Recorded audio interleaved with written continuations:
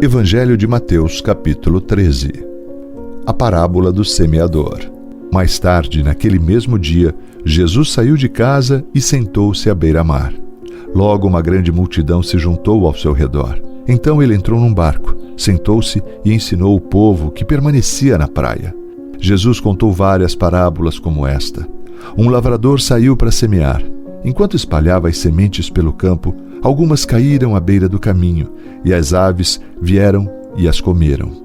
Outras sementes caíram em solo rochoso, e não havendo muita terra, germinaram rapidamente. Mas as plantas logo murcharam sob o calor do sol e secaram, pois não tinham raízes profundas. Outras sementes caíram entre espinhos que cresceram e sufocaram os brotos. Ainda outras caíram em solo fértil e produziram uma colheita 30, 60 e até 100 vezes maior que a quantidade semeada. Quem é capaz de ouvir, ouça com atenção. Os discípulos vieram e lhe perguntaram por que o Senhor usa parábolas quando fala ao povo. Ele respondeu: a vocês é permitido entender os segredos do reino dos céus, mas a outros não. Pois ao que tem, mais lhe será dado, e terá em grande quantia. Mas o que nada tem, até o que tem lhe será tirado. É por isso que uso parábolas. Eles olham, mas não veem. Escutam, mas não ouvem, nem entendem. Cumpre-se desse modo a profecia de Isaías que diz: quando ouvirem o que digo, não entenderão. Quando virem o que faço, não compreenderão. Pois o coração deste povo está endurecido. Ouvem com dificuldade e têm os olhos fechados, de modo que seus olhos não veem, e seus ouvidos não ouvem, e seu coração não entende. E não se voltam para mim, nem permitem que eu os cure. Felizes, porém, são seus olhos, pois eles veem, e seus ouvidos, pois eles ouvem. Eu lhes digo a verdade, muitos profetas e justos desejaram ver o que vocês têm visto e ouvir o que vocês têm ouvido, mas não puderam. Agora ouçam a explicação da parábola sobre o lavrador que saiu para semear. As sementes que caíram à beira do caminho representam os que ouvem a mensagem sobre o reino e não a entendem. Então o maligno vem e arranca a semente que foi lançada em seu coração. As que caíram no solo rochoso representam aqueles que ouvem a mensagem e sem demora a recebem com alegria.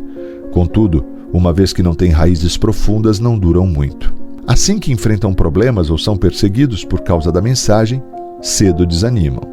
As que caíram entre os espinhos representam outros que ouvem a mensagem, mas logo ela é sufocada pelas preocupações desta vida e pela sedução da riqueza, de modo que não produzem frutos.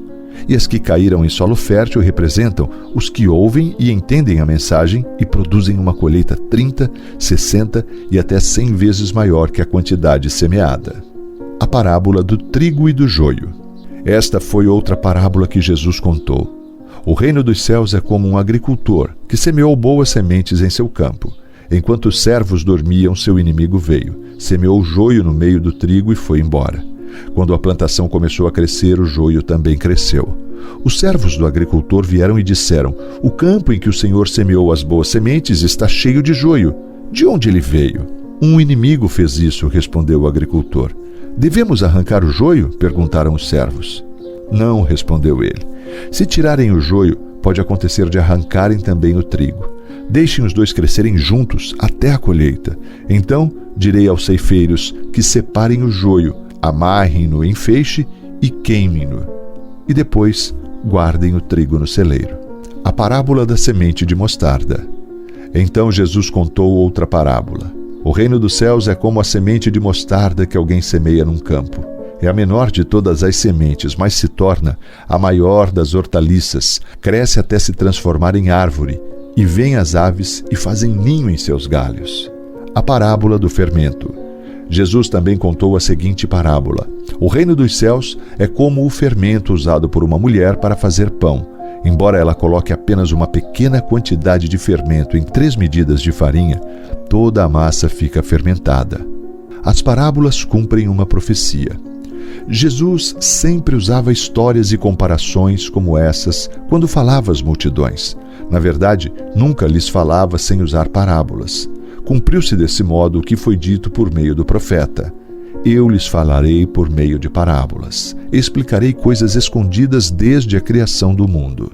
Explicação da parábola do trigo e do joio. Em seguida, deixando as multidões do lado de fora, Jesus entrou em casa. Seus discípulos lhe pediram: por favor, explique-nos a história do joio no campo. Jesus respondeu: o Filho do Homem é o agricultor que planta as boas sementes. O campo é o mundo, e as boas sementes são o povo do reino. O joio são as pessoas que pertencem ao maligno, e o inimigo que plantou o joio no meio do trigo é o diabo. A colheita é o fim dos tempos, e os que fazem a colheita são os anjos. Da mesma forma que o joio é separado e queimado no fogo, assim será no fim dos tempos. O Filho do Homem enviará seus anjos, e eles removerão do reino tudo que produz pecado e todos os que praticam o mal, e os lançarão numa fornalha ardente, onde haverá choro e ranger de dentes. Então os justos brilharão como o sol no reino de seu Pai. Quem é capaz de ouvir, ouça com atenção. A parábola do tesouro escondido. O reino dos céus é como um tesouro escondido que um homem descobriu num campo. Em seu entusiasmo, ele o escondeu novamente, vendeu tudo o que tinha e com o dinheiro da venda comprou aquele campo. A parábola da pérola. O reino dos céus também é como um negociante que procurava pérolas da melhor qualidade. Quando descobriu uma pérola de grande valor, vendeu tudo o que tinha e com o dinheiro da venda comprou a tal pérola. A parábola da rede de pesca. O reino dos céus é ainda como uma rede de pesca que foi lançada ao mar e pegou peixes de todo tipo. Quando a rede estava cheia, os pescadores a arrastaram até a praia. Sentaram-se e juntaram os peixes bons em cestos, jogando fora os ruins. Assim será no fim dos tempos. Os anjos virão, separarão os perversos dos justos e os lançarão na fornalha ardente, onde haverá choro e ranger de dentes. Vocês entendem todas essas coisas?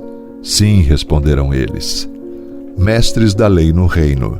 Então ele acrescentou: todo mestre da lei que se torna discípulo no reino dos céus é como o dono de uma casa que tira do seu tesouro verdades preciosas, tanto novas como velhas. Jesus é rejeitado em Nazaré. Quando Jesus terminou de contar essas parábolas, deixou aquela região e voltou para Nazaré, cidade onde tinha morado. Enquanto ensinava na sinagoga, todos se admiravam e perguntavam: de onde lhe vem a sabedoria e o poder para realizar milagres? Não é esse o filho do carpinteiro? Conhecemos Maria, sua mãe, e também seus irmãos Tiago, José, Simão e Judas. Todas as suas irmãs moram aqui entre nós. Onde ele aprendeu todas essas coisas? E sentiam-se muito ofendidos. Então Jesus lhes disse: um profeta recebe honra em toda parte, menos em sua cidade e entre sua própria família. E por causa da incredulidade deles, realizou ali apenas uns poucos milagres.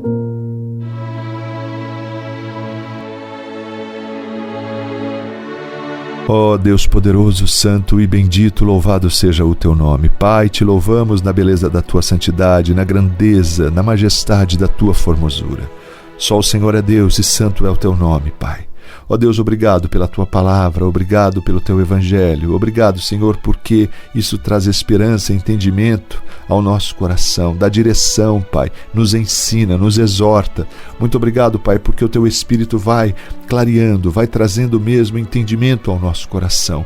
E nós te louvamos por isso, te bendizemos, Pai, declaramos o nosso amor ao Pai, ao Filho e ao Espírito Santo, pois entendemos, Pai, que somos amados e temos a presença de todos em nós, através da tua manifestação pelo teu Espírito. Obrigado, Senhor, porque a tua palavra vem mesmo nos colocar nos trilhos, Pai. Senhor, tem misericórdia de nós, perdoa-nos, Senhor, dos nossos pecados, as nossas transgressões, os nossos erros, ó Senhor.